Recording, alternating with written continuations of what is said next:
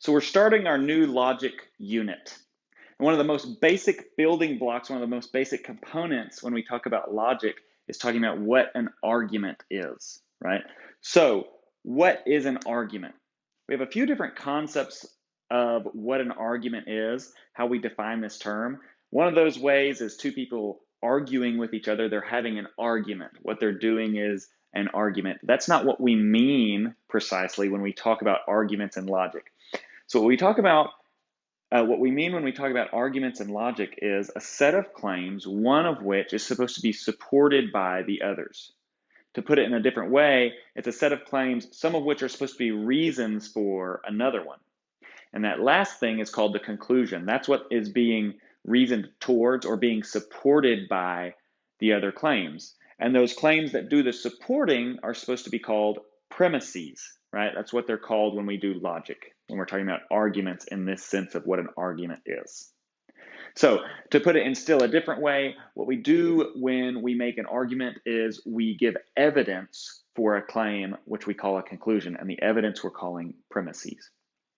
Okay, now this is a really important skill to learn, to determine what an argument is, what the premises are, what the conclusion is. And eventually we'll even get to the point where beyond identifying arguments, we'll be evaluating that arguments. We'll be saying whether they're good arguments or not. And we'll have a couple different tools for talking about whether an argument is good or not. We could talk about the reasoning being good or the claims being true, and those are separate things, right? But initially, what we want to do here is just talk about what the pieces of the argument are, identifying those pieces as such. What is the conclusion? What are the premises? Okay, so let's talk about what the component pieces of this argument are. So this is an argument that I just came up with out of nowhere. Purple Ranger is a fictional name of a fictional horse. And the claim here is that Purple Ranger will win the race today because Purple Ranger is the fastest horse and the fastest horse always wins. Okay, this is an argument. One of these claims, and there's three here, is being argued for. And the other two are being given as evidence for that claim. So one is the conclusion and two are premises. So let me give y'all a minute if you want to pause, and I strongly encourage you to pause the video and see if you can figure out which is which. See if you can identify what the conclusion is, what's being argued for, and what are the premises, what is the evidence for that thing being argued for. All right, take a minute and pause. Okay, hopefully you did. If you didn't, then this was an awkward transition. But I'm going to talk through this now. I'm going to mark in orange the conclusion.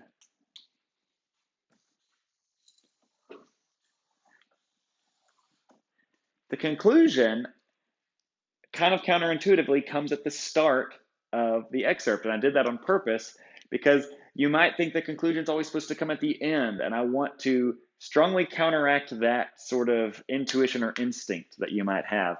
The way we're going to formulate arguments will put the conclusion at the end just for uniformity's sake. But I don't want you to assume that when you're reading an excerpt that hasn't been formalized in that way, the conclusion is always going to come at the end. In this case, it comes right at the beginning. Now, how did I know that that was the conclusion? Well, one, you can kind of look at the content of what's being said and see, well, really, that's the most relevant thing that could be being argued for here, right? Think about what could support what could be evidence for what. These two claims are actually combining in a certain way to give us this claim, right? It's not only that Purple Ranger is the fastest horse, but the claim is this last third claim is that the fastest horse always wins, right? So you can kind of see when you see the content of those things that those are the two things that could actually be evidence for this thing taken together. When I say the fastest horse always wins and Purple Ranger is the fastest horse, those are the kinds of things that could count as evidence for the claim that Purple Ranger will win the race today. But we actually have some clearer, maybe easier indicators that the first claim is the conclusion. And one of them, I'll mark in green, is just a grammatical indicator. It's this because. Often when I say because, what I'm indicating is that the stuff that comes after this because is my reason for believing or the cause of or something like that what came before. So I say Purple Ranger will win today because that is, here are my reasons. Purple Ranger is the fastest horse, and indicating a second reason or a second component of the reason, the fastest horse always wins. Okay, so premises are those things, these latter two claims, which are going to support the conclusion, which in this case is this first claim. And that is what an argument is, premises that are supposed to support a conclusion.